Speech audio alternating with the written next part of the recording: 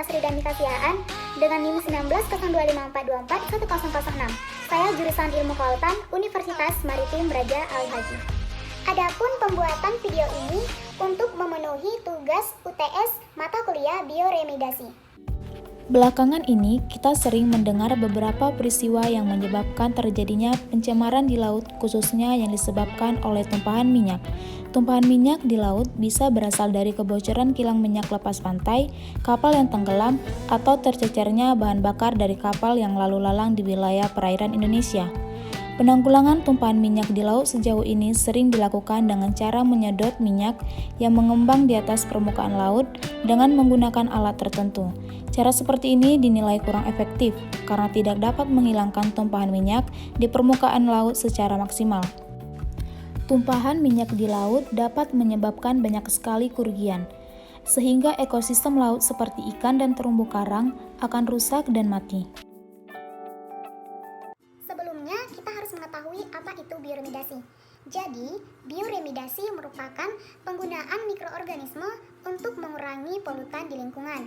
Nah, pada bioremediasi, bakteri-bakteri pemakan petroleum seperti yang kita ketahui, di mana minyak bumi merupakan sumber energi utama yang banyak digunakan, baik itu di industri, transportasi, maupun rumah tangga.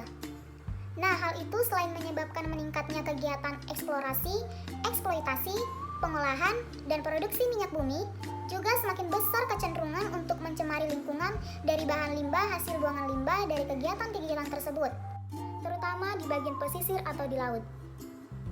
Limbah yang dihasilkan dari tilangan minyak berupa limbah cair dan limbah padat. Produksi tilang minyak bumi sebanyak 1.000 barel per hari, yang akan menghasilkan limbah padat lebih kurang 2,6 barel. Nah, di Indonesia, produksi tilang minyak diperkirakan sebanyak 1,2 juta barel per harinya, yang menghasilkan limbah padat sebanyak 3.120 barel per hari, dan dalam satu tahun sebanyak 1,3 juta barel, yang mana 285.000 barel adalah limbah B3, yaitu bahan berbahaya dan beracun. Lalu, apa saja sih pengaruh limbah minyak bumi? Limbah minyak bumi berpengaruh pada ekosistem pesisir, baik pada mangrove atau terumbu karang, ataupun biota air lainnya, baik yang bersifat letal yang mematikan ataupun bersifat subletal yang menghambat tumbuh bereproduksi maupun fisiologis lainnya. Hal ini karena adanya senyawa hidrokarbon yang terkandung di dalam minyak bumi yang memiliki komponen senyawa kompleks, termasuk yang di dalamnya itu ada bengena, toluena, etilbengena, dan isomer siklena. Meskipun senyawa aromatik dalam jumlah yang kecil dalam hidrokarbon, namun pengaruhnya itu sangat besar terhadap pencemaran perairan. Nah, mikroorganisme ini terutama bakteri yang mampu mendegradasi senyawa yang berdapat pada hidrokarbon minyak bumi yang disebut dengan bakteri hidrokarbon klasik. Nah, bakteri ini mampu mendegradasi senyawa hidrokarbon dengan memanfaatkan senyawa tersebut sebagai sumber karbon dan energi karbon yang diperlukan bagi pertumbuhannya.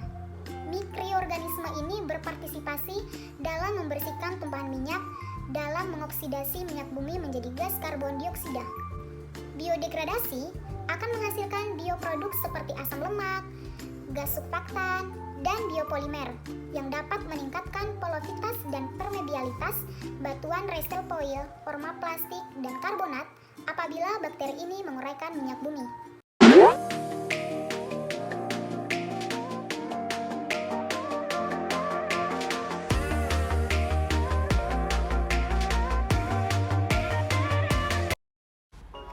Kebocoran sumur pengeboran sumur lepas pantai YYA-1 milik Pertamina Hulu Energi Absolute Wave Java bermula pada 12 Juli 2019 dengan kemunculan gelembung gas. Diduga karena terjadi tekanan anomali tekanan pada saat pengeboran ulang sumur dilakukan.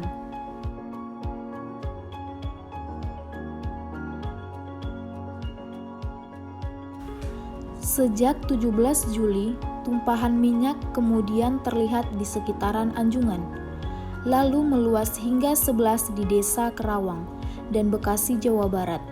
Lokasi ini hanya berjarak 2 km dari sumur pengeboran, Volume tumpahan minyak ditaksir mencapai 3.000 barel.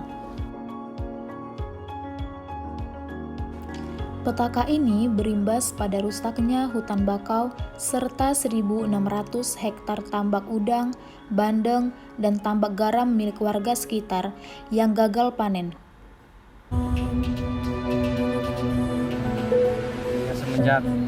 Semenjak bocornya Pertamina, kita udah nggak mulai produksi ngambil air dari sana gitu, karena kan belum pernah belum ada gitu. Padahal di sana limbah di depan saya nih, di depan produksi saya banyak gitu, tapi nggak ada yang sempat mampir gitu, menanyakan gitu kan. Kerugian serupa juga dipikul para nelayan yang menggantungkan hidupnya di perairan Kerawang. Dari kiloannya ukuran dari 8 kilo jadi 3 kilo. Dari penghasilan uangnya dari 700-800 cuman dapat 300. Itu dampaknya. Lebih jauh kita penghasilan nggak dapat. Lebih mendekat dari pantai nggak dapat juga karena posisinya lagi cuacanya lagi ombak. Jadi adanya tuh kisaran di tengah-tengah itu, sedangkan minyak adanya di situ. Tangkapan ikan yang kian berkurang membuat sebagian nelayan terpaksa banting setir, jadi pengeruk minyak untuk membersihkan minyak yang mencemari pantai. Mereka yang terdata sebagai pembersih-bersih pantai mendapat upah Rp100.000 per hari dari Pertamina. Setiap harinya ribuan karung isi minyak terkumpul dari 11 posko dari 6 lokasi sepanjang pantai Karawang. Tumpahan minyak juga mengotori 6 pantai di Kepulauan Seribu.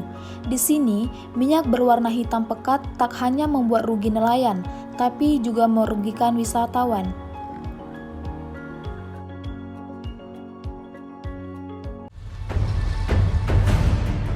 Sangat berpengaruh juga ya, seperti kendalanya kalau kita lagi ada rekreasi untuk banana boat, kano, ya keliling 3 pulau seperti itu, mereka melihat seperti pencemaran ini kayak merasa geli atau jijik gitu karena lihat hitam-hitam gitu seperti itu.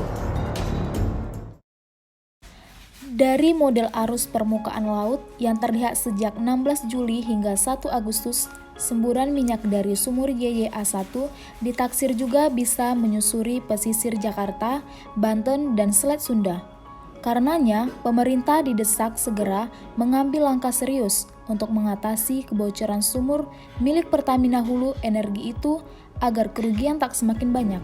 Jadi kita mendesak pemerintah agar membuat tim investigasi independen untuk menyelidiki ini, tidak hanya mengandalkan informasi sepihak dari Pertamina. Ini riskan informasinya dimanipulasi ataupun tidak terbuka kepada masyarakat. PT Pertamina janji akan menangani perkara tersebut secara optimal dengan mengarahkan beragam alat untuk memisahkan, mengangkat, menyedot minyak dari perairan. Pertamina juga menggandeng perusahaan Burs & Puts asal Amerika Serikat yang pernah menangani kasus tumpahan minyak di Teluk Meksiko pada 2010. Sementara proses penutupan sumber kebocoran di sumur YYA1 ditargetkan rampung 2 bulan ke depan. Kemudian dari tumpahan minyak hari ini sudah tinggal 10% dari tumpahan di hari pertama secara volume. Namun upaya kami tidak surut. Kami terus lakukan upaya agar ini tidak memberikan dampak pada masyarakat.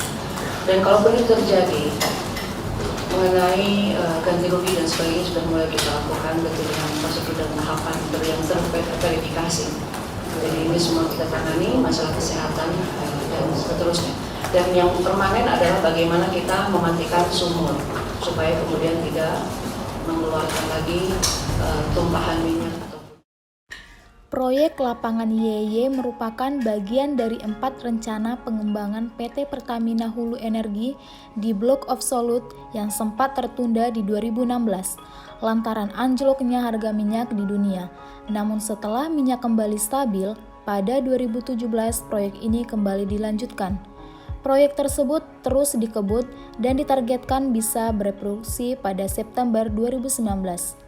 Dengan biaya proyek mencapai 1,2 triliun, Anjungan YYA diproyeksikan bisa menyumbang produksi minyak 4.065 barel dan 2,5 juta kaki kubik gas per harinya. Sayangnya, belum sempat harapan tersebut terlaksana, bencana justru menimpa. Kini pemerintah lewat Pertamina harus gerak cepat menyelesaikan masalah agar laut dan isinya tak dirunduka.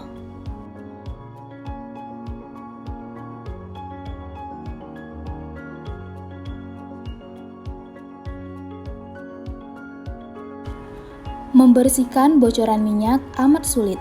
Paling tidak menunggu mikroorganisme di laut untuk menguranginya. Pada kecepatan alami terlalu lama. Tapi bagaimana jika bakteri bisa bekerja dengan cepat? Inilah sasaran riset dari Eropa di Yunani. Target pertama, riset menemukan teknologi baru untuk meningkatkan biodegradasi alami yang dimiliki mikroba laut. Untuk mencapai target tersebut, mereka mencapai rangkaian langkah yang memberikan mikroba semua hal yang diperlukan agar memakan minyak lebih cepat. Di laboratorium, para peneliti menyimulasi kebocoran minyak untuk menguji coba metode baru. Mula-mula minyak nabati yang mudah terurai disemprotkan untuk mengurangi tegangan permukaan air. Dengan itu, minyak dan air bercampur. Menyemprotkan minyak dengan surfaktan tidak menyebabkan minyak lenyap. Yang dilakukan adalah menyebabkan minyak menjadi tetesan lebih kecil. Dan ini bisa diserang oleh mikroorganisme di lingkungan untuk mengurangi minyak sepenuhnya. Bakteri pemakan minyak tidak perlu diciptakan, karena biasanya muncul di laut dimanapun ada kebocoran minyak. Namun, para ilmuwan ingin membantu bakteri tumbuh dan bereproduksi lebih cepat. Cara mengambil sampel air yang tercemar dari laut dan di laboratorium membudidayakan bakteri dari air. Jika sudah menumbuhkan biomasa besar, bakteri pemakan minyak disemprotkan kembali ke cemaran minyak. Dengan itu, mempercepat proses alami dari pembersihan. Untuk merangsang rasa lapar bakteri pada minyak, para peneliti menambahkan fosfor dan nitrogen ke dalam campuran. Mereka menemukan partikel cerdas baru yang melepas nutrisi dengan tepat jika diperlukan di laut yang tercemar.